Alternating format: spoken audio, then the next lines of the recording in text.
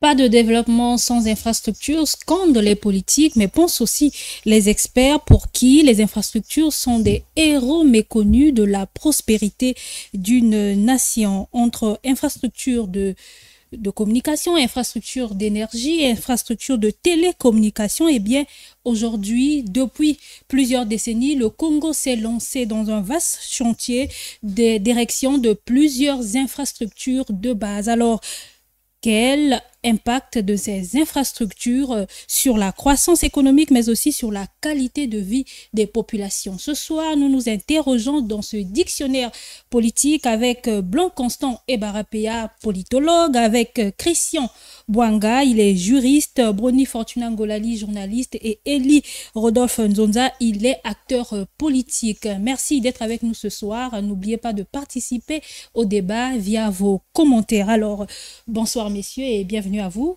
Merci, bonsoir. Alors, je commence par vous, Brony Fortuna Ngolali, vous qui êtes observateur de la vie publique en tant que journaliste. Pendant pratiquement 20 ans ou plus, le Congo a mis l'accent sur la construction des infrastructures afin de conduire le pays vers le développement. Aujourd'hui, quel état des lieux faire de cette politique? Bon, merci. Ça fait à peu près 22 ans que le Congo a réellement misé sur les infrastructures. Vous savez, il faut comprendre pourquoi un État doit construire les infrastructures. L'une des raisons principales, c'est le développement économique. Et après, vous avez le bien-être social, vous avez également la lutte contre le chômage, puisque à travers la construction des infrastructures, il y a plusieurs emplois qui sont créés. Il y a aussi, il faut que le pays reste attractif. C'est-à-dire qu'au niveau international, pour faire venir les investisseurs également. Donc, le Congo, depuis à peu près 21 ans, puisque bien avant, il y a eu donc plusieurs projets, il y a eu la politique du quinquennat, comme on l'appelle, il y a eu plusieurs projets bien avant, mais la municipalisation accélérée a été quand même l'un des plus grands, sinon les plus vastes projets que le gouvernement a lancé pour construire les infrastructures. Donc, l'état de lieu aujourd'hui, nous avons constaté qu'à travers donc ce projet de la municipalisation accélérée, que le pays a été doté de plusieurs infrastructures qui existent encore jusqu'à ce jour, des stades, des aéroports, on a pu mettre un peu à travers tous les départements des palais présidentiels. Et vous avez aussi des routes, mais pas les moindres, comme la route Brazzaville-Pointe-Noire, Brazzaville-Ouesso. Donc, il y a aussi des infrastructures, on va dire, dans le domaine numérique, carrément, dans le domaine des télécoms. Même aujourd'hui, il y a toute une sorte de centrale de data qui se construit. Et vous avez l'ARPE qui a un siège important au niveau du Congo. Vous avez des ports qui ont été aménagés à Pointe-Noire, à Oyo. Vous avez aussi des barrages hydroélectriques, sinon des centrales qui ont été construites donc pendant à travers donc ce projet de la mission. Donc l'état de lieu, c'est que le Congo s'est doté depuis pratiquement 20 ans, 21 ans, de plusieurs infrastructures que nous n'avions pas avant donc cette période. L'état de lieu, c'est celui-là. Blanc Constant et Barapéa, vous aussi, en tant que politologue, vous avez un regard sur ce qui se fait dans le pays. Alors, quels sont les travaux les plus marquants pour vous? Merci de m'avoir associé à ce débat. Je voudrais de retrouver mon frère et surtout mon frère et ami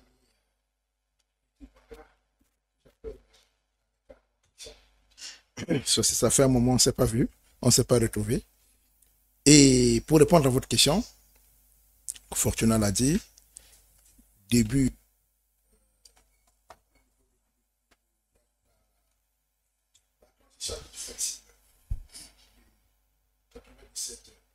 à 2002, comme le retour du pays à la démocratie pluraliste, le président a consacré son premier septennat, si le souvenir de l'État.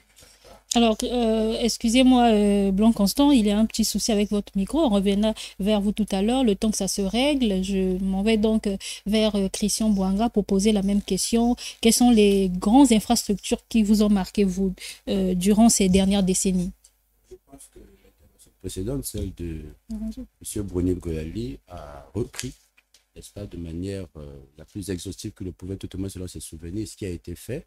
Et je m'aligne, n'est-ce pas, sur ce rappel important des infrastructures dont le Congo a été doté, n'est-ce pas, depuis la période qu'il a indiquée. Je n'ai pas plus de commentaires à faire.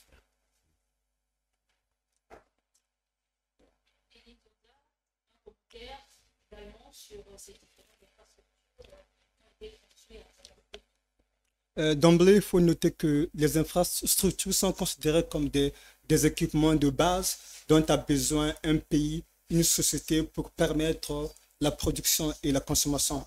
Il y a notamment les infrastructures en termes de réseau d'électricité, d'eau, les ports, les aéroports, les routes, les stades, les universités et les hôpitaux. Donc, je reviens sur vous. Finalement, Blanc-Constant et Barapéa, les travaux qui vous ont marqué. Oui, bon, écoutez, nous avons observé la construction d'un certain nombre d'infrastructures, ou les intentions de construction d'un certain nombre d'infrastructures. On peut citer quand même la route Brazzaville-Pointe-Noire. De mon point de vue, c'est l'infrastructure qui m'a beaucoup marqué, c'est-à-dire vous avez Pointe-Noire, Brazzaville, Ouesso. Pour moi, c'est l'infrastructure qui m'a énormément marqué. Pourquoi? Parce que moi, j'ai un élément fondamental que je mets souvent en avant dans la politique de construction de l'État. Les gens parlent souvent de l'unité nationale, mais très peu de personnes parlent de l'intégration nationale. Or, la route, il l'a dit, n'est pas seulement un facteur de développement du commerce, mais aussi un facteur d'intégration nationale. Je mets l'accent sur l'intégration nationale. Ça permet à quelqu'un qui est au Wando de se retrouver à Pointe-Noire sans pourtant arriver à Brazzaville. Il perd son billet au Wando, il est à Pointe-Noire. Ça permet au peuple de se connaître davantage et ça permet aussi d'éliminer certains imaginaires où les gens qui sont par exemple à Pointe-Noire, à Dolisie, pensent que quand vous êtes à Olombo, quand vous êtes à Oyo, là-bas c'est le paradis. Mais ça permet donc à ce maillage territorial, à ce maillage entre les citoyens. Et pour moi, l'infrastructure le plus important, c'est celui-là.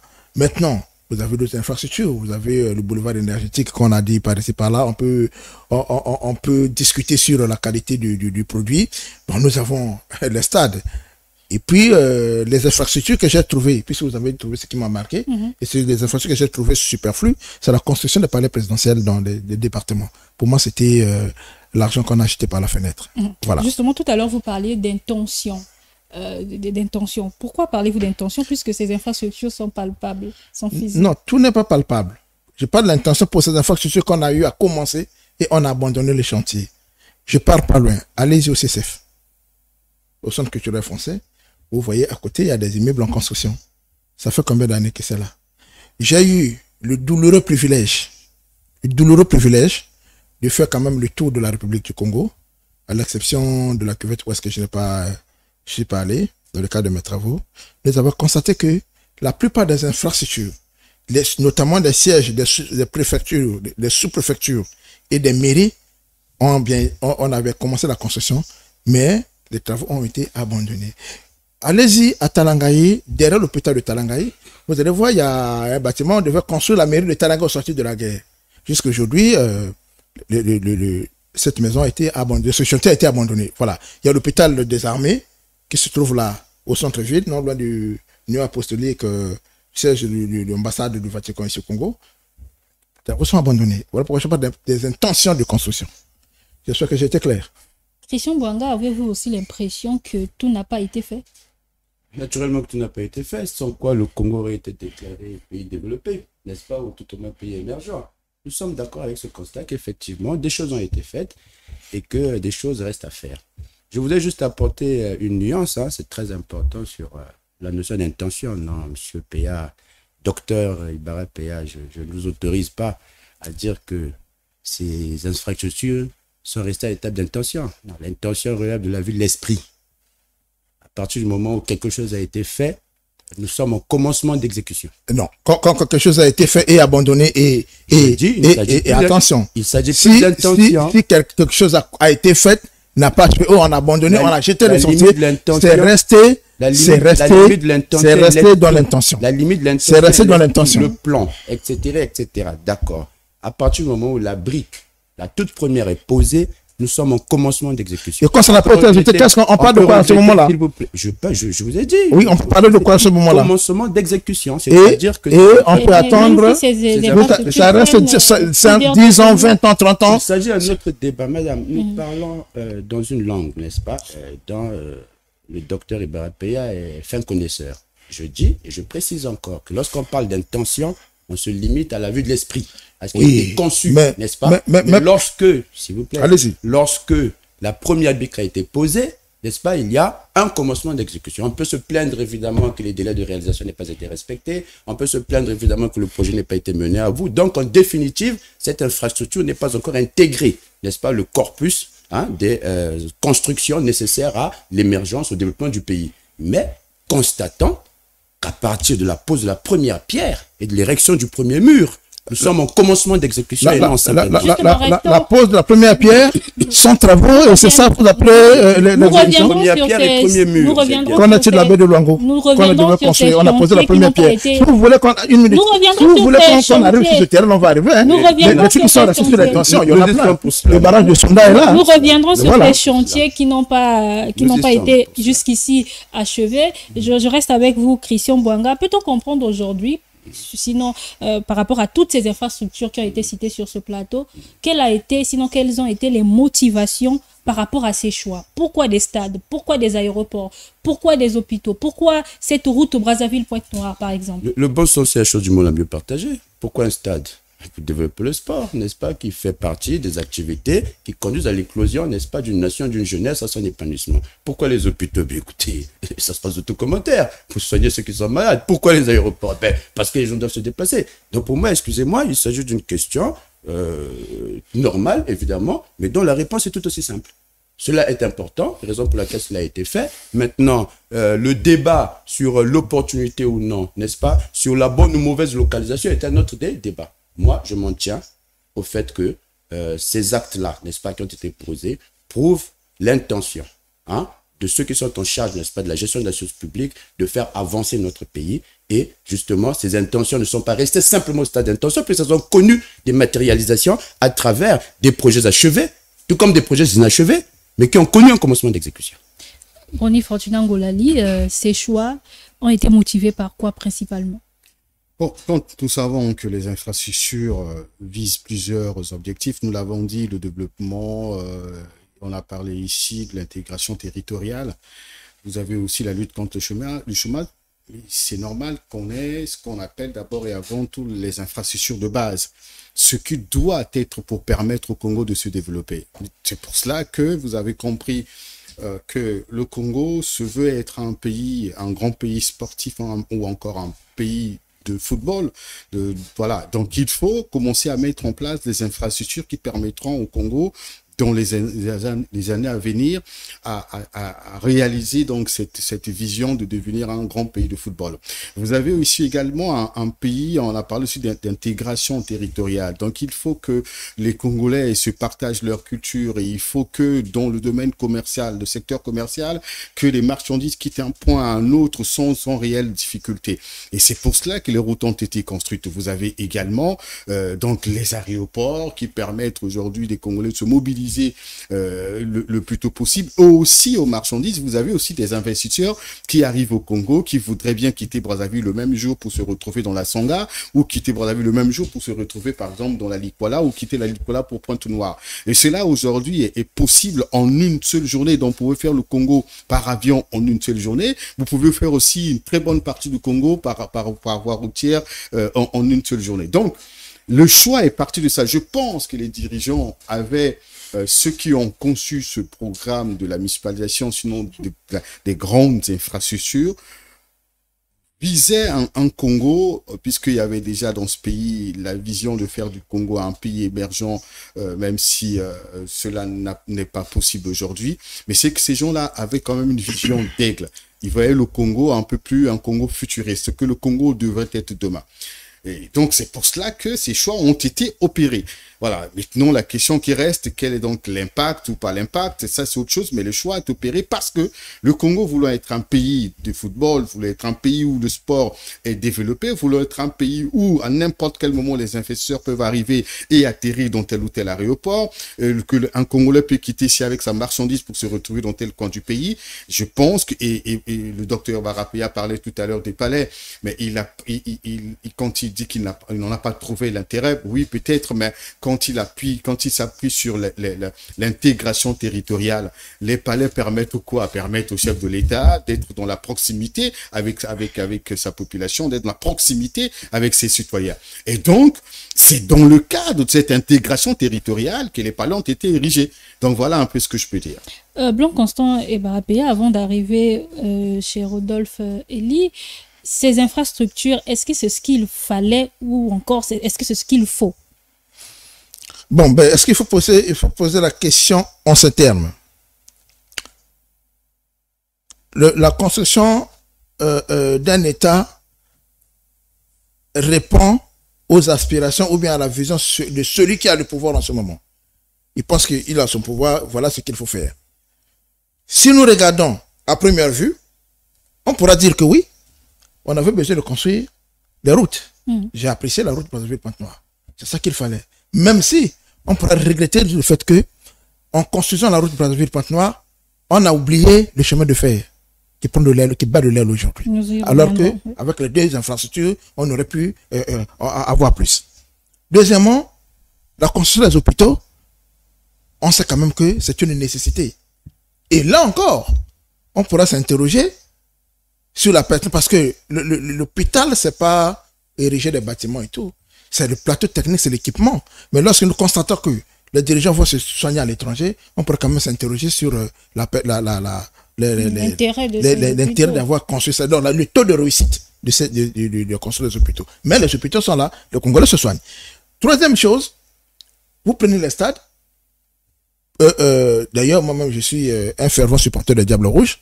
C'était une bonne politique, construire des stades et mettre les moyens pour accompagner non seulement la maintenance de ces stades, mais relancer le championnat. Parce que ce que les gens ont oublié, et je vais revenir sur ce que Fortuna a dit tout à l'heure, c'est que toutes ces infrastructures doivent apporter un retour sur investissement. Puisqu'on construit, il doit avoir un retour sur l'investissement. On construit des stades, on élève le championnat, on joue les matchs. C'est pas les investissements lourds à l'image du stade, du port, des aéroports. C'est pas des infrastructures qui vont apporter le retour sur l'investissement en 2 ans, 3 ans. C'est sur une longue durée. Donc, sur ce plan-là, je n'ai pas de problème. Mais pour revenir sur le palais présidentiel, à l'époque, j'avais précisé que si ça dépendait de moi, puisque vous demandez mon point de vue, on n'avait pas besoin de construire un palais présidentiel.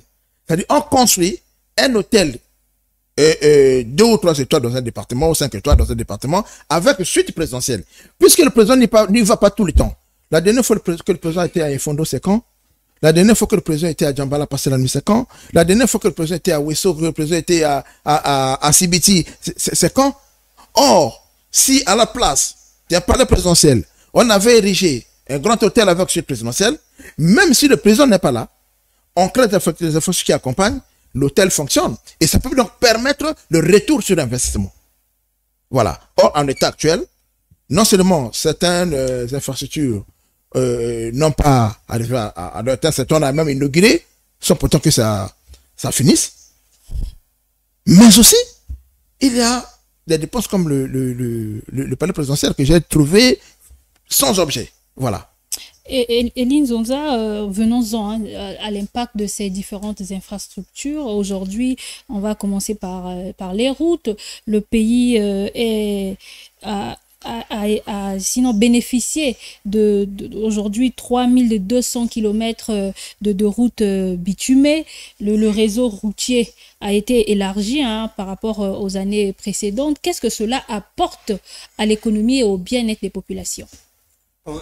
Déjà, les infrastructures permettent au pays de se développer et de jouir d'une certaine qualité de vie et de certaines conditions de vie. Et même ce matin, en lisant le discours du chef de l'État qu'il a fait le 14 août 2014, à l'occasion du 64e anniversaire de l'indépendance du Congo. Le président l'a bien souligné, il a dit ceci, on ne peut aller au développement sans infrastructure. Et il continue en disant, malheureusement, elles sont onéreuses. Donc, la problématique, au Congo, il y a un problème de, non pas seulement de construction, mais surtout de suivi, évaluation et d'entretien. On peut construire, est-ce qu'il y a un suivi, évaluation, est-ce qu'il y a des entretiens et ces bâtiments, ces infrastructures dans la forme, effectivement, il y a un certain impact positif qui est là. Si nous prenons le cas de route, comme on dit, le développement, la route du développement passe par le développement de la route. C'est vrai qu'il y a eu la construction et la réhabilitation de certaines routes au Congo, mais il manque quand même beaucoup à faire, notamment la construction des routes départementales et autres. Est-ce que vous êtes d'accord avec Elie qu'il y a eu certes cette route au Brazzaville-Pointe-Noire ou des routes au niveau des grandes villes, mais qu'on a oublié les départements, puisque tout à l'heure vous parliez d'intégration territoriale?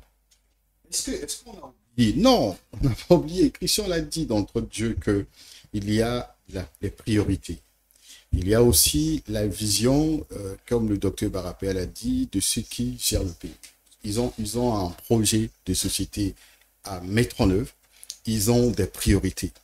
Vous allez vous rendre compte que avec la municipalisation accélérée ou encore la politique du plan quinquennal, l'accent a été beaucoup mis sur les grandes artères qui connectent les départements. Donc aujourd'hui, on va dire tous les départements ou presque sont interconnectés par les routes principales. Donc, vous allez vous rappeler aussi que plus d'une fois, le gouvernement s'est souvent préoccupé des voies qui connectent des départements ou encore des villages, entre villages, les routes agricoles, par exemple. Les pistes agricoles, merci. Il y a même, le président l'a dit plus d'une fois, il faut qu'on mette l'accent sur les pistes agricoles. Donc, vous avez les priorités, c'est les grandes artères principales qui doivent relier tout et interconnecter tous les départements. Vous avez également toutes ces infrastructures, on parlait des aéroports, vous avez des centrales électriques pour permettre que tous ces départements soient aussi connectés à l'électricité. Est-ce que cet objectif a été atteint? C'est ça la question. C'est une continuité. Moi, je souhaiterais plutôt que l'on parle. L'objectif n'est pas atteint puisqu'on n'a pas encore atteint l'émergence. C'est clair, on n'a pas atteint l'émergence. Donc, on va attendre le jour où on va atteindre l'émergence. On n'a pas atteint le développement. Et ça, c'est pas un processus, cette émergence.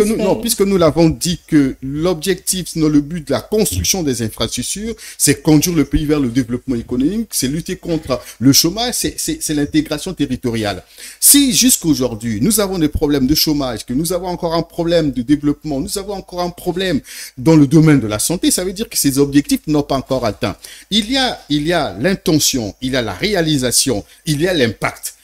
Moi, je pense qu'il faut plutôt parler aujourd'hui de l'impact de ce qui est fait. C'est la question. Voilà, de ce qui est fait. Mais quand on regarde de fond en comble cette question sur l'impact, il y se pose aujourd'hui une question de vision politique ou encore de volonté politique. Ceux qui ont eu l'initiative de bâtir, je crois que quand le gouvernement pense à construire les stades, il manquait donc au gouvernement de mettre en place une politique de développement du sport dans le pays. On a construit les stades sans avoir une véritable politique. Pendant que la délégation des grands travaux, le ministère de l'aménagement du territoire pense à construire les stades, il devait avoir automatiquement, sinon après, une politique sur document du développement du sport à travers ces stades. Qu'est-ce qu'on fait de ces stades? Comment peut-on utiliser ces stades? Par exemple, celui de Kintele qui est aujourd'hui en ruine. On devait peut-être faire de ce stade-là, en dehors des grandes compétitions, peut-être un grand centre de formation. Boni Fortunato Ngolali, j'ai envie de vous aider. Dans le projet de société du président de la République, il y a toute une politique qui est écrite noir sur blanc sur le développement du sport. Il y a le développement du sport d'une manière générale. Il y a la gestion au quotidien de ces stades. On peut penser développer le sport en formant les joueurs, en équipant l'équipe nationale ou toutes les équipes. Mais le problème, comment nous gérons comment à travers ces stades, nous pouvons développer le football, par exemple, ou développer le sport. Vous allez vous rendre compte qu'il n'y a eu aucune politique sur la gestion du stade de Kitele. qui est tombé en ruine aujourd'hui. 10 Ça ans devait après. peut-être servir à un grand centre de formation pendant les vacances, prendre les jeunes peut-être de 15 à 25 ans pour que chaque vacances, ils soient à Kintélé. Vous avez aujourd'hui l'aéroport de Lombo. Si le président n'y va pas, cet aéroport peut rester pendant des mois et des mois sans réellement... Des investissements voilà. vains, Non, ça veut dire entre guillemets. qu'il manque des politiques d'accompagnement. Comment peut-on faire pour développer autour de Lombo, de Lombo, il y a Oyo, il y a Gomboma et d'autres villages qui sont là, des activités commerciales qui puissent peut-être, comment on appelle ça, faire venir des investisseurs. Mais n'oubliez pas qu'il y a les zones économiques spéciales de cette zone-là. Malheureusement, qui n'ont pas encore vu le jour. Vous avez les zones économiques spéciales dans la Sangha également, qui ont été conçues pour permettre à ces aéroports de développer. Donc, le problème aujourd'hui, c'est la mise en œuvre, sinon l'absence même des politiques de développement ou de gestion de ces infrastructures qui pose problème. C'est pour cela que ce n'est pas le sentiment, la réalité, c'est que ces infrastructures aujourd'hui, comme les stades, n'ont pas réellement servi ou ne servent à rien parce qu'il n'y a aucune politique d'accompagnement. Christian Bouanga, ces infrastructures, vous l'avez dit sur ce plateau, permettent de stimuler la productivité, de réduire les coûts des délais de transport, par exemple, d'attirer les investisseurs. Est-ce que vous avez l'impression que tous ces objectifs ont été atteints, que cet impact attendu est de mise? On va encore se le répéter. Non, si nous disons que ces objectifs sont atteints, nous affirmons donc qu'il n'y a plus rien à faire dans ce sens. En nous reconnaissant qu'il y a beaucoup à faire, n'est-ce pas? Puisque ces infrastructures ont été justement érigées pour des objectifs précis. Pour les œuvres terminées, l'impact positif est perceptible. Pour les œuvres terminées, l'impact positif est perceptible. Pour reprendre justement cette grande dorsale de Pointe-Noire à Ouesso, croyez effectivement que l'effet de propagation de ces investissements est manifestement visible. Il y a des villages qui revivent le long, n'est-ce pas, de cette route. Il y a une activité économique extraordinaire qui est en train de se développer. Aujourd'hui, l'on voit, par exemple, l'éclosion de ces entreprises de transport avec des bus de qualité que hier nous ne voyons, n'est-ce pas, qu'en Occident, parce qu'il y a un moyen, n'est-ce pas, aujourd'hui permettant l'exploitation de ces ouvrages-là. Donc, il se passe de tout commentaire que pour ce qui a déjà été réalisé, les effets, n'est-ce pas, attendus sont visibles. Par contre, nous rappellerons, n'est-ce pas, que, quand bien même il y a du retard, ce pays a une destinée. C'est le développement en passant par l'émergence. Et pour cela, nous encouragerons nécessairement le gouvernement à insister dans ce sens, à reprendre, n'est-ce pas, les chantiers non achevés et éventuellement à reparamétrer, prêtez-moi l'expression, les projets autour de ces structures. Ce que j'apprécie depuis les quelques minutes que dure ce débat, c'est que tous les intervenants ne se contentent pas seulement de fustiger, mais qui tentent de proposer des solutions. J'ai entendu le docteur Ebarapéa dire que l'on aurait pu, à la place du palais présidentiel, on peut apporter une nuance à cette appréciation. J'ai entendu M. Brony, Goulali, dire que l'on pouvait, autour des infrastructures sportives, développer un certain pôle d'activité permettant d'optimiser, n'est-ce pas, les effets attendus de ces investissements. Mais le bémol que je voudrais apporter, il faut que les gens le sachent, c'est les pesanteurs qui pèsent sur l'action publique. N'est-ce pas? Il faut se retrouver en situation de mise en branle de l'action publique. Je ne parle pas du sens judiciaire du terme, n'est-ce pas? Je parle simplement de l'activité, n'est-ce pas, des institutions publiques. Croyez-moi, elles ne sont pas faciles à mettre en branle pour divers paramètres. Parce qu'il faudrait bien que l'on puisse comprendre que en 2024, l'humanité est extrêmement éloignée, n'est-ce pas, des conditions idéales du Jardin d'Éden, et que autour de nous pèse un certain nombre de pesanteurs dont il faut toujours tenir compte lorsqu'il s'agit de prendre une décision d'intérêt général. Je vous donne un exemple simple. Quel pourrait être le contre-argument contre le fait d'ériger des hôtels 10 étoiles au besoin avec suite présidentielle plutôt qu'un palais? Il y a des questions de sécurité. Nous n'avons pas, nous, les moyens d'apprécier, n'est-ce pas, le taux de sinistralité auquel est exposé notre chef de l'État dans ses déplacements. Nous n'en avons pas les moyens. Alors, si les experts en charge de sa sécurité estiment que c'est l'un des moyens, c'est à eux de nous faire la démonstration. Par ailleurs, il y a cette notion bantou du chef. Nous sommes certes en République du Congo, mais nous sommes une civilisation bantou. Il y a un respect qui est dû au chef, n'est-ce pas? Pourquoi? Le premier sens que moi j'ai vu à l'installation de ces palais, c'est d'abord son intention à lui de pouvoir se rendre partout et y dormir. Parce qu'avant, n'est-ce pas, certains de ces déplacements de ces localités étaient raccourcis du fait de l'indisponibilité des infrastructures, n'est-ce pas? Signe donc qu'il a l'intention de communier, n'est-ce pas, avec ces populations. Et le second, c'est que souvent, comme cela se produit, il était obligé parfois de déloger les familles. Le temps de son séjour. Excusez-moi, cet argument n'est peut-être pas d'une certaine objectivité, mais qui doit être pris en compte dans le contexte sociologique, anthropologique et politique de la République du Congo. Donc, j'invite simplement tous les intervenants à ce débat, n'est-ce pas, à tenir compte des nuances nécessaires lorsque l'on veut apprécier l'intérêt d'une œuvre publique. Pour ajouter un élément à cela, moi je m'appuie sur l'intégration territoriale. Il faudrait que le chef de l'État se sente chez lui partout où il est dans son pays. C'est-à-dire que de la même manière comme tous les Congolais d'ailleurs. Voilà, donc de la même manière qu'il est au palais aujourd'hui à Brazzaville, il devait se sentir libre aussi, par exemple à Ifundo, à Pointe-Noire, dans la Lécoumoundo. Et donc il lui faut aussi, chez lui, dans ces départements, un chef d'État chez lui dans un hôtel. Est-ce que vous pouvez imaginer ce que cela peut refléter? Il est donc dans un département, mais dans un hôtel. Il y a d'abord cet aspect de l'intégration territoriale. Et il y a aussi les aspects de gestion. On a vu à Lima Palace à Oyo comment l'on a du mal à gérer cet hôtel. Imaginez-vous que l'on ait construit un grand hôtel de 5 étoiles à Dolisie. Dolisie encore, c'est une grande ville. Mais si vous allez à Sibiti, par exemple, qui aurait géré? Et ce serait pour quel intérêt? Parce qu'on sait que même l'activité économique autour de ce département n'est pas plus forte qu'à Ouisso ou encore à Dolisie. Donc, il faut tenir compte de cet aspect d'intégration territoriale qui est très important pour expliquer réellement pourquoi le président doit avoir un chez-soi dans tous les départements. Maintenant, la question, c'est de savoir, c'est ce qu'il a dit tout à l'heure, il fallait donc mettre peut-être tout un programme de rotation où peut-être chaque mois, le président de la République devrait en réalité se rendre dans chaque département, passer un week-end avec sa population. Là, au moins, on aurait rendu très utile ces palais. Voilà. Blanc Constant et Barapéa, la municipalisation accélérée a fait plusieurs éléphants blancs, vous en parliez tout à l'heure. Est-ce que cela réduit l'impact de toutes les autres infrastructures qui ont été construites?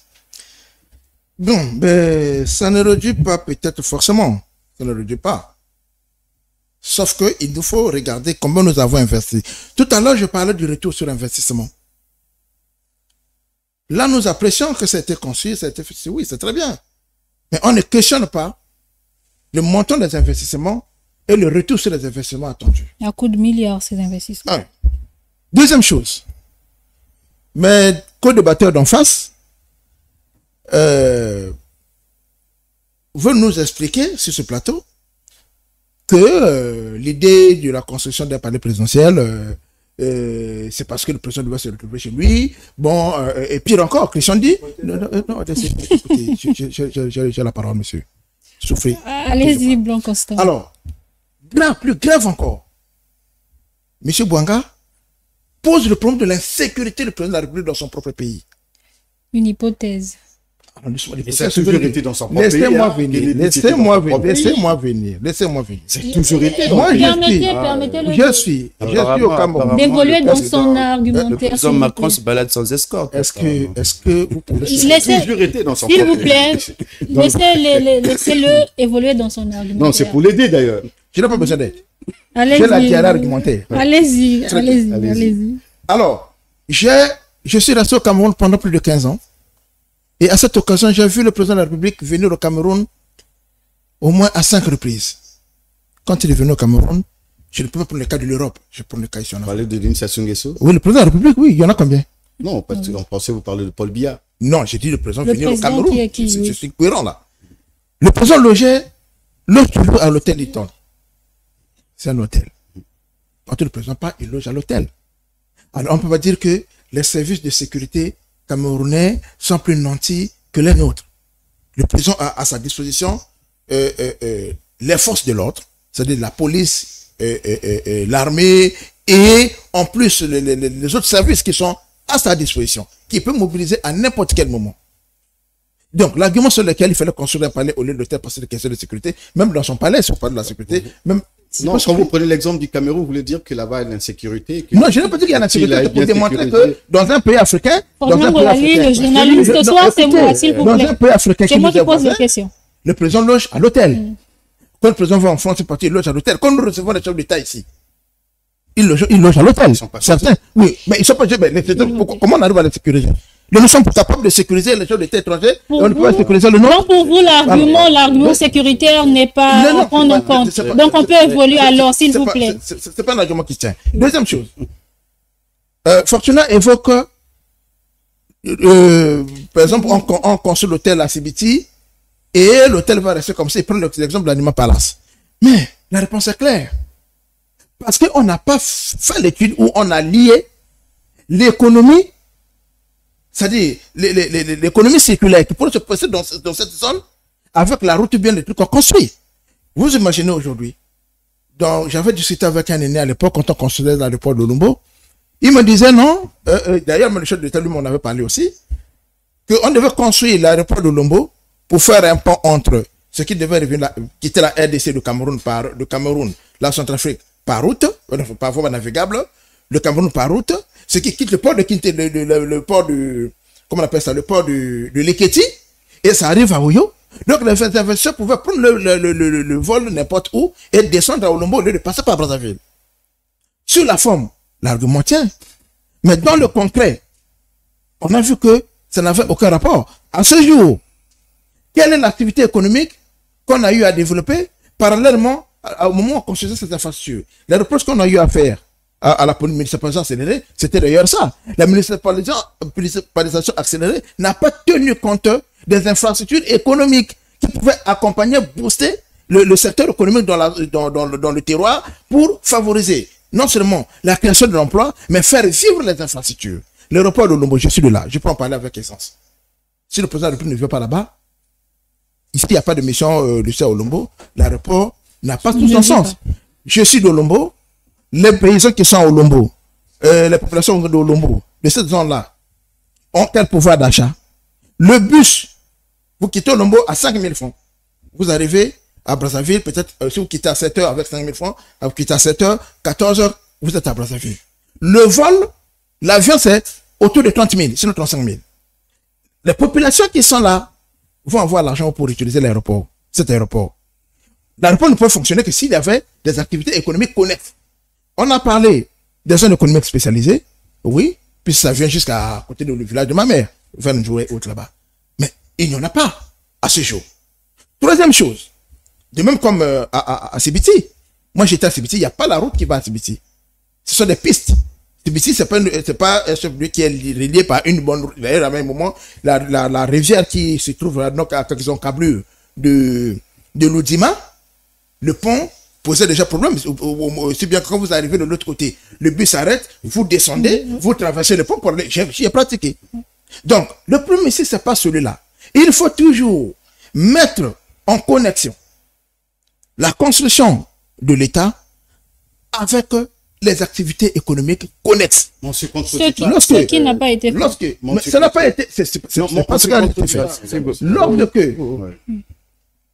Lorsque vous quittez par exemple Brazzaville pour aller à Pointe-Noire, et disons même pour aller à Pointe-Noire,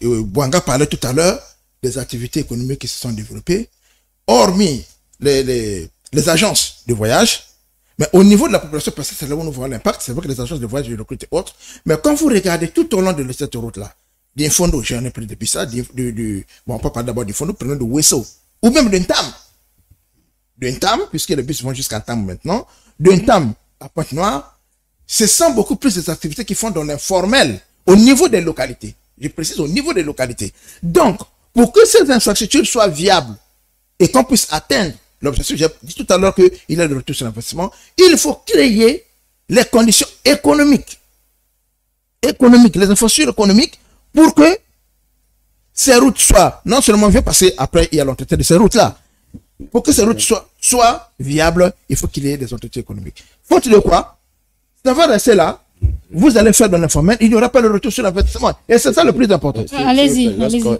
Le mot même infrastructure signifie investissement préalable aux effets attendus. Bien sûr. Donc, on ne va pas nécessairement lier l'installation d'une infrastructure à des phénomènes qui devraient être concomitants. Non. Vous posez l'infrastructure et vous attendez à observer le temps qu'il faut pour que justement nous arrivions aux résultats escomptés. Voilà mon premier propos. Oui, dans le cas d'espèce. Je vous en prie, vous avez... Oh, vous l'avez fait tout de suite. Vous m'avez emperché. Mais non, Dans le cas d'espèce. Moi, je suis dans le concret. Permettez, M. Père, que je termine. Allez-y. Allez-y, Lorsque terminez. je parlais de l'intérêt qu'il peut y avoir, c'est important à ce que le chef de l'État puisse avoir des différents résidences dans des localités. Excusez-moi, je n'ai pas invoqué que l'argument sécuritaire. J'ai parlé d'un argument sociologique, anthropologique, qui est le fait qu'il est bantou, n'est-ce pas? J'ai parlé de ce que cela pouvait viser une Alors, politique de proximité. peut-on évoluer Excusez-moi. pour ne Non, pas non, s'attarder sur le palais pourtant, mais politique. c'est important. On n'a pas besoin d'être un spécialiste de sécurité, n'est-ce pas, pour comprendre que entre s'assurer de la sécurité d'un individu dans un bâtiment habité par plusieurs personnes, dont les personnalités des individus ne sont pas connues. Oh non, Et- quand le président arrive, on vide l'hôtel. besoin, s'il vous C'est plaît. clair. Non, non, on va Quand pas le président arrive, on vide l'hôtel. On va évoluer. Je vais- sur sur le les débat, autres on va pas faire ce débat. infrastructures. Quand le président arrive, on vide l'hôtel. Constant, pas on l'intérêt. va Voilà, évoluer d'accord. sur d'autres infrastructures. Donc, moi, je dis que c'est une bonne chose. L'élan est là, n'est-ce pas? Et excusez-moi, j'apporterai un petit bémol à ce que M. Bruni Golala a dit tout à l'heure. Vous avez le droit. Oui. Les investisseurs ne sont pas attirés seulement parce qu'il a été réalisé. Dans le job qui est le mien, prêtez-moi l'expression, je suis en charge de la vente de la destination Congo. Dans ce que je fais, eh ben, le plan national de développement que vous présentez est également un élément d'attraction. Qu'il ait été réalisé ou pas, je pense que les investisseurs sont en mesure de constater la cohérence de ce plan, de voir dans quelle mesure ils peuvent y arrimer, n'est-ce pas, les investissements qui sont les leurs, et attendre opportunément que ce plan puisse être mis en exécution. Maintenant, les conditions de mise en exécution, on comprend les pesanteurs qui peuvent peser sur les conditions de mise en exécution. Nous avons par exemple le fait que l'économie mondiale, n'est-ce pas, la dynamique du fait des affaires mondiales a imposé une réduction du cours du principal objet de revenu de la République du Congo. Qu'on le veuille ou non, cela impacte la marche de ce qui a été prévu. Moi, je m'en tiens au fait qu'il y a des gouvernants qui visent un Congo meilleur demain, n'est-ce pas? Je m'en tiens au fait que... L'espoir fait vivre.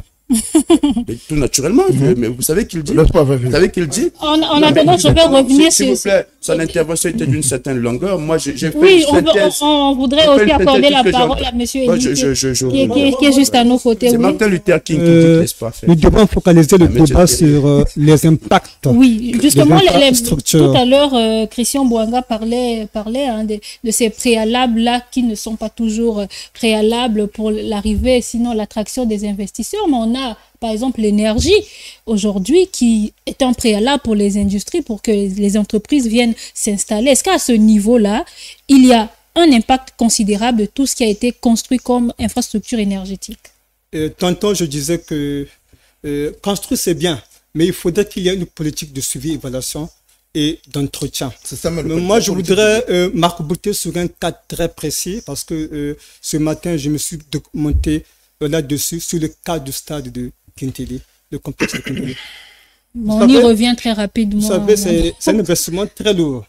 Et l'État congolais, entre 2012 et 2015, a provisionné près de 380 milliards de francs CFA. 380 milliards de francs CFA, ça équivaut à 2 fois le budget d'un pays qu'on appelle la RCA. Qu'en est-il exactement du stade de Kintili de nos jours? C'est là le problème. Oui, l'impact, Voilà, il est l'impact. lequel? Parce qu'ailleurs, quand je prends le cas du Stade de France, il y a eu autour du Stade de France, l'État a facilité la création des entreprises. Près de 400 entreprises qui emploient actuellement 25 000 emplois directs pour le cas du Stade de France. Et en dehors de ça, il y a aussi la location du Stade de France. En 2003, il y a eu un orchestre qu'on appelle le Rolling Stone qui a joué au Stade de France. En 2019, il y a eu Maître Gims qui a joué. En 2022, je crois Boba. L'année prochaine, Nino. Et ça fait des recettes. Pour le cas de Kinkili, quel est l'impact?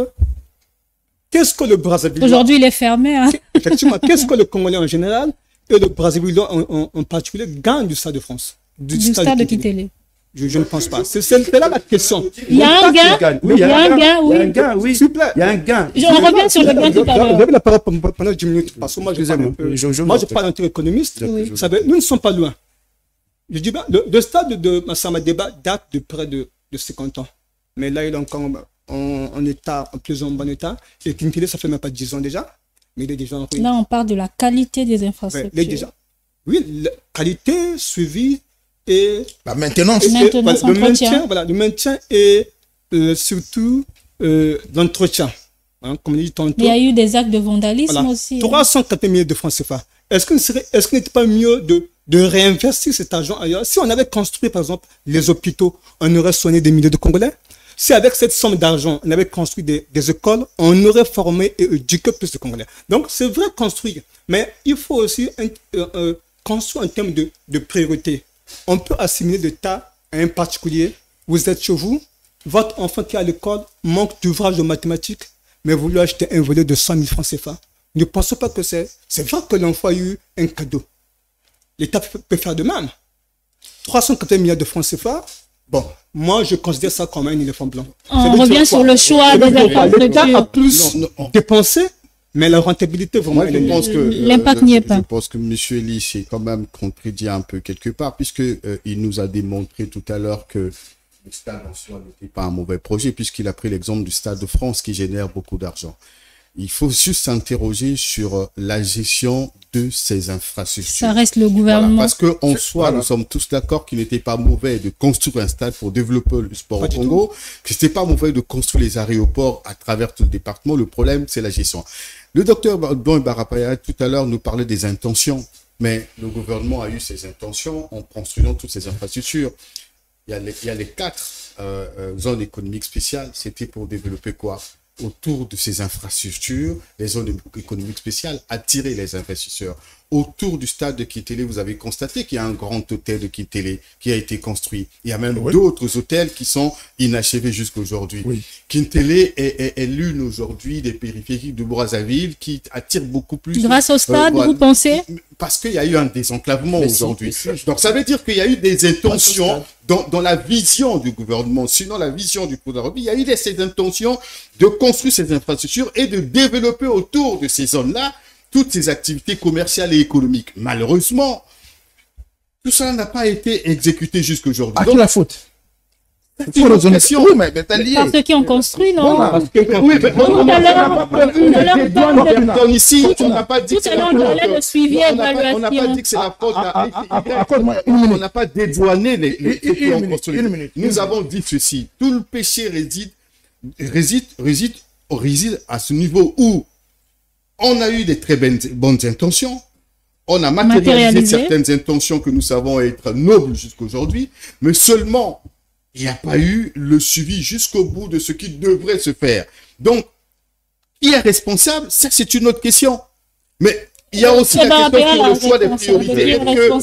Est-ce qu'il fallait commencer par un stade, par le stade? Est-ce qu'il fallait construire un hôpital? Mais il y a 12 hôpitaux en construction à travers le pays. Oui. Mais qui sont inachevés aussi. Voilà. Mais vous avez le CHU aujourd'hui qui a toujours des difficultés malgré le fait qu'il existe. Ça veut dire qu'on pouvait aussi construire un grand hôpital à Kitélé qui soit fermé peut-être quelques mois après, faute de gestion comme on constate à Pointe-Noire, par exemple. Le problème, c'est pas l'infrastructure, c'est la gestion de cette infrastructure. De ces infrastructures. Allez-y, Christian Morin. Pour parler de l'intérêt du stade de Kitélé, justement, mais il suffit d'observer la spéculation immobilière positive, autour de cet investissement. Donc, que les Congolais en tirent profit ou non, oui, peut-être pas encore le sport, mais en tout cas, cet effet de propagation est perceptible. N'est-ce pas?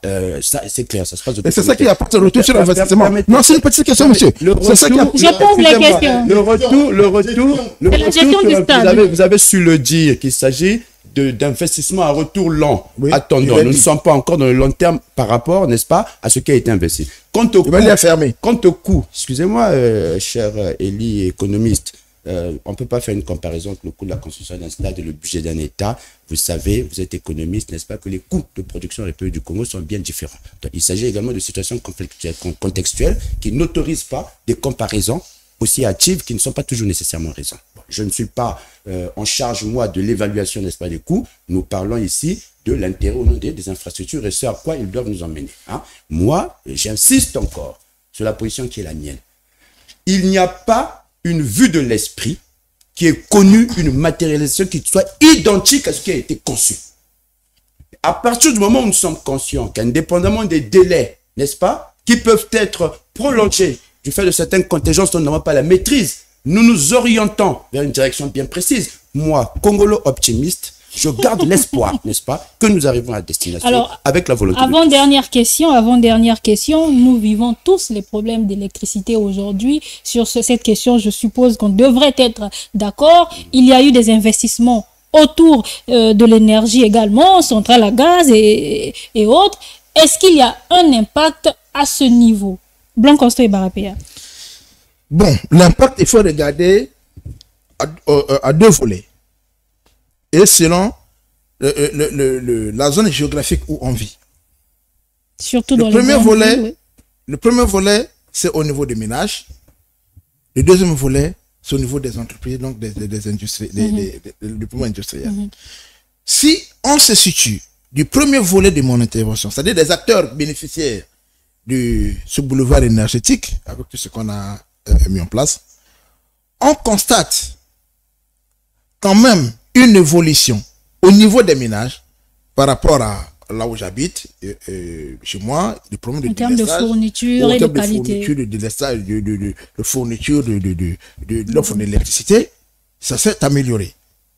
Parce que je suis à Talangaï, dans la zone liberté, cette zone-là, l'électricité est stable, puisque nous, on peut faire 2-3 semaines sans délestage. Mais est-ce que le constat que je fais à Talangaï, c'est le même constat qui se fait à Mfilou? C'est le même constat qui se fait à Makabandilou? C'est le même constat qui se fait ailleurs à Bakongo? Peut-être pas. Peut-être pas. Donc voilà pourquoi je dis il faut regarder par rapport à la zone géographique et au niveau par rapport aux acteurs. Maintenant, si nous arrivons au niveau des entreprises, moi je viens souvent ici, je vous vois quand on prépare l'émission, vous avez toujours un groupe dehors. Parce que l'électricité pose toujours problème ici. Bon, est-ce que ça arrange les opérateurs économiques? Je ne pense pas, c'est à vous de répondre. Mais toujours est-il que les opérateurs économiques se plaignent non seulement de la disponibilité de l'électricité, mais aussi de la qualité de l'offre en électricité. Donc, on parle ici aux opérateurs économiques que vous êtes. À partir de ce moment-là, ça pose problème. Le central à gaz de Mpila, je crois que ça a été inauguré dans les années 2000. À l'époque, j'habitais encore Mpila. Est-ce que au jour d'aujourd'hui, le central à gaz de Mpila est fonctionnel? Combien a-t-on investi dedans? Nous avons aujourd'hui les tours jumelles qu'on a eu à construire. Ce sont des infrastructures qui consomment beaucoup d'énergie. Je n'ai pas vérifié, mais il y a certains compatriotes qui disent qu'on utiliserait les groupes pour faire fonctionner ces infrastructures. Je dis, je n'ai pas vérifié, ça c'est ce que les compatriotes disent. Donc, si nous avons construit des infrastructures comme ça, et que l'offre en électricité ne permet pas de faire fonctionner ces infrastructures, on est obligé de faire recours au groupe électrogène ou bien à ceci, ça pose un autre problème, ça veut dire qu'on a créé un problème sur un problème qui existe. Voilà. La même chose pour le CHU qui utilise le groupe, pour des entreprises d'État et pour des entreprises privées. Donc, à partir de ce moment-là, il faut donc renforcer l'offre.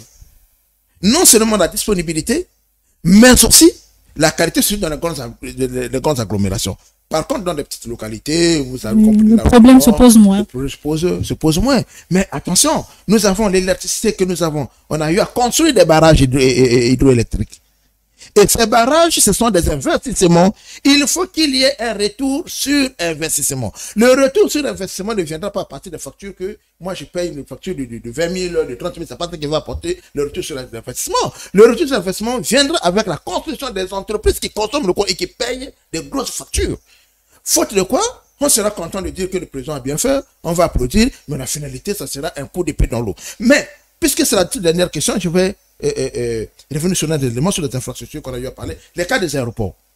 Lorsque je regarde comment est-ce qu'on a conçu les aéroports dans notre pays, je me dis qu'à un certain moment, on n'a pas fait le travail de terrain d'investigation comme il fallait le faire. Je prends un exemple simple. Nous sommes à Olombo. Il y a un aéroport à Olombo. Vous avez un aéroport à Owando. Vous en avez à Evo. Vous en avez à Ouissou. Lorsque vous quittez Owando, et là j'ai discuté avec un ami pilote qui me disait que lorsque vous décollez à Olombo, automatiquement vous êtes à Owando. Vous regardez Owando comme ça. est-ce qu'il était important de construire ces deux aéroports à proximité ou même l'aéroport qu'on a construit à Evo? Est-ce que... Pardon? C'est un argument de bas étage, je suis désolé. Vous avez des villes dans certains pays qui ont 3-4 aéroports. Oui, mais la question de savoir pourquoi dans la même ville il y a 3-4 aéroports. Excusez-moi, est-ce qu'un trajet Brazzaville-Lombobo est le même que Brazzaville-Ouesso? Oui. Il a le même Brazzaville-Lombobo et Brazzaville-Ouesso par air? Merde. Donc, toute la mouvance du fait va dépendre de l'opportunité des acteurs politiques qui veulent se rendre à On peut regarder. Non, c'est pas la question. C'est trop réducteur. C'est pas l'argument chrétien. Laissez-moi développer ça. C'est pas l'argument chrétien. C'est pas des arguments de qualité. C'est combien de kilomètres? Monsieur, au Wando, c'est combien de kilomètres? Je vous laisse développer. Au Wando, c'est combien de kilomètres? Non, je sais pas. C'est 115, 120 kilomètres. D'accord. Si on a développé une zone industrielle, par exemple, à Olombo, à Wando, à Oyo, quelqu'un prend son avion à Paris, descend à Wando ou à Oyo, prend sa voiture. Il fait combien de kilomètres? Là, on revient sur le choix de ces infrastructures. Je vous prends l'exemple. Revenons sur l'électricité. Revenons sur l'énergie. Revenons sur l'énergie. Parlons de l'énergie. Blanc-Conseil Barapéa, vous disiez tout à l'heure que cela dépend des zones. Vous êtes journaliste, vous faites le terrain. Qu'est-ce que vous avez constaté? Parlons de l'énergie. Vous savez que tout ce qui a retardé depuis quelques années, c'était la concession de toutes ces infrastructures énergétiques. Et nous parlions de la gestion tout à l'heure. C'est la gestion qui a posé problème. Mais vous avez constaté que depuis 3 ans à peu près, le gouvernement est dans cette politique de concession de ces infrastructures énergétiques. Et récemment, on a même vu que comme la centrale, sinon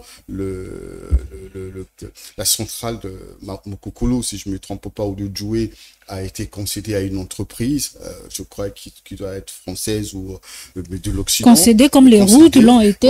Voilà, on a vu aussi Liwesso, aujourd'hui Imboulou également. Donc ça veut dire que si jusqu'ici nous n'avons pas pu résoudre ce problème électrique, surtout à Brazzaville et Pointe-Noire, c'est parce qu'il y a eu simplement un problème d'investissement, parce que depuis pratiquement 2003 jusqu'à ce jour, l'État n'a pas suffisamment injecté de l'argent dans ce secteur. Donc il était difficile de développer ce secteur, puisque même les lignes qui existent entre Brazzaville et Pointe-Noire jusqu'aujourd'hui souffraient encore de caducité. Question de priorité, voilà. L'énergie est une priorité. Nous l'avons dit, ceux qui gèrent ce pays ont des priorités, ont des visions. Et vous avez aussi également tout ce qu'on a vécu dans ce pays, les crises économiques, les détournements et tous ces problèmes qui ont freiné le développement de ce pays. Voilà. C'est un autre débat. Je ne suis pas de ce débat. Je voulais revenir rapidement. Permettez-moi de... Très rapidement, je vous en prie. Si vous vous souvenez du stade qui a abrité les Jeux africains en 2004 en Grèce, ce stade est considéré aujourd'hui comme un éléphant blanc. C'est pas les bons exemples, Fortuna Bolali.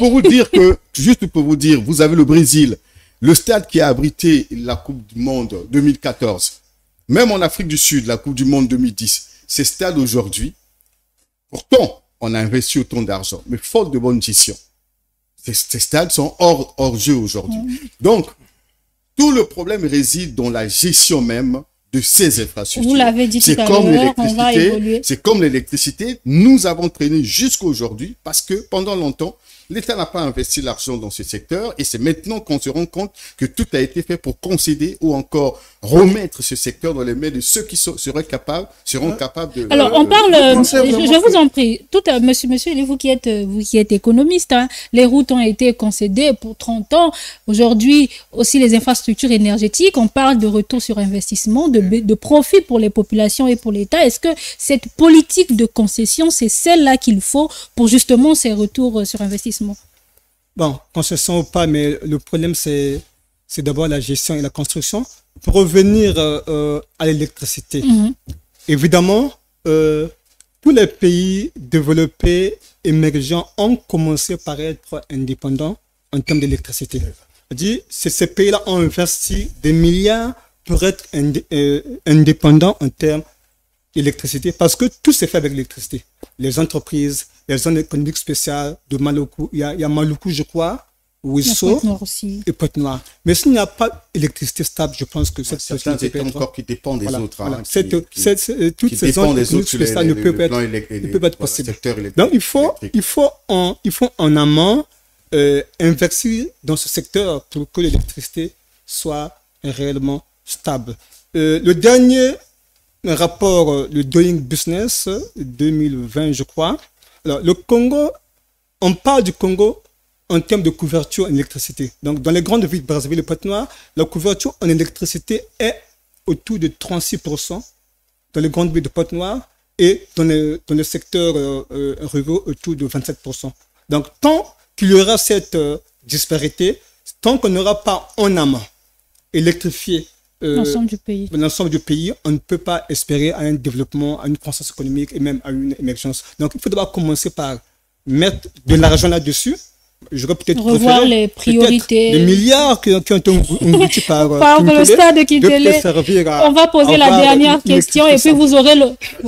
Allez-y, je vous en prie. Évidemment, ça se passe de tout commentaire que sans apport énergétique suffisant, l'industrie ne suit pas. Évidemment que notre faible capacité énergétique explique entre autres la non-opérationnalisation de certaines zones économiques spéciales. C'est une évidence. Mais j'inviterai encore à la tolérance, n'est-ce pas, dans l'appréciation de l'efficacité du gouvernement sur cette question-là. Croyez que des opportunités que j'ai discuté cette question avec des spécialistes, que la question est réellement prise à cœur et que des investisseurs sont en train d'être recherchés en vue d'améliorer la qualité, n'est-ce pas, de la production énergétique.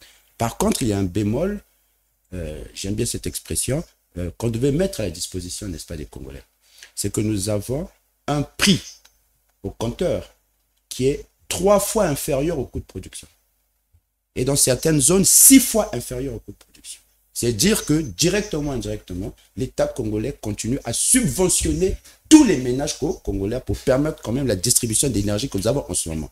Il s'agit donc d'une situation, n'est-ce pas, qui doit être prise en compte dans l'appréciation de l'efficacité de l'action du gouvernement. Je veux donner, puisque nous sommes sur une chaîne qui va être vue, je veux donner des chiffres. Le kilowatt-heure est aux alentours de 50 francs. Le coût de production est aux alentours de 130 francs. Et dans cette zone, le coût de production est à 350 francs. Tandis qu'en moyenne, nous avons le kilowattheure à 50 francs. C'est le poids que supporte l'État. C'est le poids que supporte l'État. Les Congolais devraient le savoir. Je n'incite pas, comme certains l'ont dit en certaines opportunités, qu'il fallait revoir, n'est-ce pas, le prix de l'électricité, n'est-ce pas. Je ne suggérerai pas cela parce que je pense que l'État fait ici bonne œuvre en subventionnant cette activité, mais j'invite simplement la communauté nationale à parfois prendre en compte, n'est-ce pas, cet aspect dans l'appréciation de l'efficacité du gouvernement pour ce qui est du règlement de la question énergétique. Alors, puisque on est tous d'accord sur ce plateau que tout n'a pas été fait, quelles donc les infrastructures à prioriser dans l'avenir pour atteindre ce développement, cette émergence? Du prisme des informations qui sont à ma disposition, évidemment, je souhaiterais très vivement que nous améliorons, n'est-ce pas, de manière effective, notre capacité énergétique. On peut parler justement de la nécessité de tout faire avancer. On ne dira pas que nous avons assez de routes, quand même nous avons parlé de routes. On ne dira pas que nous avons assez d'hôpitaux, non. Moi, j'ai relevé l'intention positive de tous ces projets. Et face à tout ce qui nécessite, n'est-ce pas, une amélioration de la qualité de la performance, je me focaliserai sur le prisme des informations à ma disposition, n'est-ce pas, sur l'investissement effectif, pour ce qui est de l'augmentation, n'est-ce pas, de notre capacité énergétique, tout en étant conscient du fait que, jusque-là, l'État fait un gros effort, n'est-ce pas, de subvention indirecte, n'est-ce pas, du courant dans les ménages. Rodolphe Elie, qu'est-ce qu'il faut faire en priorité en termes d'infrastructures pour les années à venir? Il n'y a peut-être pas une priorité première en griffe. Bon, moi, j'aime toujours prendre des exemples. Quand les ingénieurs, les architectes et les maçons construisent une maison, ils commencent par la fondation. Donc, au Congo, il faut commencer par les infrastructures de base qui, à mon avis, renforcer cela. D'abord l'électricité. Parce que tout dépend de l'électricité. Les entreprises, tout ça, il faut une électricité stable. Mais après, il y a des infrastructures en termes de l'éducation, parce que l'homme doit être formé, le Congolais doit être formé, il doit apprendre. Il est aussi en termes des hôpitaux. Et après, s'en suivront les palais présidentiels, 3e stade. Ça, c'est vraiment mon point de vue. L'université Denis Sassou Nguesso aussi renforcée, peut-être Boni Fortuna Ngolani. Même l'université, madame la journaliste, il faut d'abord l'électricité, parce qu'il y a des conférences, des laboratoires, tout ça, c'est l'électricité. Tout dépend de l'énergie. D'abord, la fondation de l'électricité et s'en suivront les autres infrastructures. Oui, mais on a connu un retard dans, on va dire, cette indépendance énergétique sont en grand, mais un vrai grand retard. Donc, il faut le rattraper le plus tôt possible. Vous avez également l'eau qui n'est pas disponible jusqu'aujourd'hui. Il faut revoir aussi cette politique pour rapidement que l'eau et l'électricité soient disponibles, puisque les deux, à un moment, vont ensemble. Et puis, moi, je pense qu'on devrait regarder aussi ce réseau de transport aérien, essayer de voir pour comment rendre ces aéroports qui existent fonctionnels, dans le sens où qu'on ait une compagnie nationale qui soit capable en temps en heure de faire tout le Congo pour que ces aéroports soient utiles et aussi faciliter le transport des biens, des personnes et des biens à travers tout le pays. Moi, c'est ce que je pense. Blanc-Constant et Barapéa. Alors, moi, je vais m'appuyer sur quatre éléments. Premièrement, l'électricité. Oui, l'électricité partout, parce que ça permet le fonctionnement, comme les camarades l'ont dit, enfin les collègues sur ce plateau l'ont dit. D'ailleurs, combien de fois j'ai eu à faire de cours sans micro à l'amphithéâtre parce qu'il n'y a pas d'électricité. Deuxième élément, c'est qu'on ne peut pas, puisqu'on parle de l'émergence et du développement, des concepts qui nous paraissent creux, mais on ne peut pas faire cela sans une population qui est en bonne santé. Donc, la nécessité, non pas seulement de construire des hôpitaux, mais d'équiper nos hôpitaux. Parce que ce qui fait l'hôpital, c'est le plateau technique.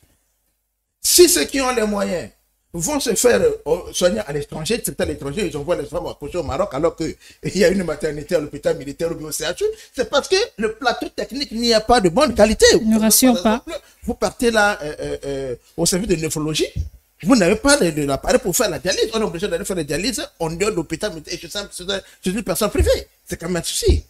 Alors, troisième chose, c'est que le développement routier, je vous ai parlé de l'intégration nationale.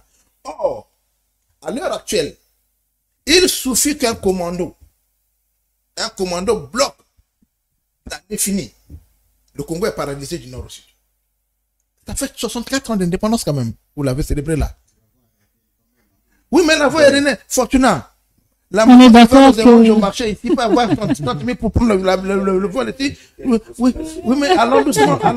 Oui, mais je suis désolé. C'est une hypothèse. On réfléchit. C'est la prévention. Moi, je fais des études de sciences politiques. Nous, c'est concevoir. On a dit plus jamais ça. Donc, oui, les déclarations.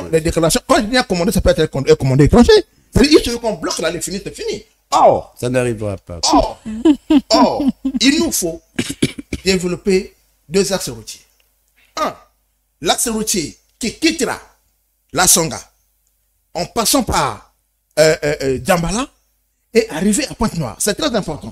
Oui, c'est un projet, mais c'est dans le projet. Il demande la concrétisation. C'est un projet qui date de Fortuna. Il faut penser à créer une autre route qui prend la corniche en passant par Ngabé et arriver de l'autre côté là-bas. Parce que nous parlons de... il faut donc, si je voulais parler de désenclavement de l'arrière-pays, le président de la République en parlait déjà depuis le temps de Mono. Ça soit un. Ce que nous avons, une route qui quitte Brazzaville linéaire jusqu'à Ouesso, ce n'est pas le désenclavement. Parce que nous avons nos compatriotes qui sont à Abala, qui sont à Mouyondi, qui sont, bon, pas Mouyondi, après Djambala là-bas, qui sont à Lekana, qui sont dans le Koumou, qui sont enclavés. J'y ai pratiqué quand je faisais mes études, mes recherches, j'étais obligé de prendre la moto pour aller à Zanaga. C'est dur, c'est lourd. Et merci du constat. Donc, le constat est là. Il faudrait donc qu'on y pense. Voilà ce que je peux dire. Pour le moment, les stades, bon, c'est un coup de peu dans l'eau. Quand c'est parti, vous êtes au courant que le réseau routier parisien, n'est-ce pas, a été revisité du fait des Jeux Olympiques? Je ne suis pas parisien, monsieur. Moi, je parle du Congo. Même dans des États développés. C'est un deuxième pays. Oui, je peux parler de Paris. Je ne peux pas des intérêts là-bas. Moi, je parle de mon pays. Moi, je suis congolais, monsieur. Je suis congolais à 100%. Donc, je parle de mon pays parce que si on réalise la route Ntam, Pointe-Noire, en passant par Lekana, par Zanaga et autres, moi, ça m'arrange en tant que Congolais. Bon, vous avez peut-être d'autres intérêts au nord du Congo, ailleurs, ça vous arrange. Moi aussi, ça m'arrange en tant que Congolais. Messieurs, merci d'avoir été sur ce plateau. Merci à vous de nous avoir suivis. Je recevais ce soir Christian Mbouanga, Boroni Fortuna Ngolali, Blanc Constant et Barapéa, et puis Elie Rodolphe Nzonza. Merci à vous. commentaires, hein, parce que certainement vos avis aussi comptent. Partagez ce contenu. N'oubliez pas de vous abonner si vous ne l'êtes pas encore. Au revoir et au prochain numéro du Dictionnaire politique.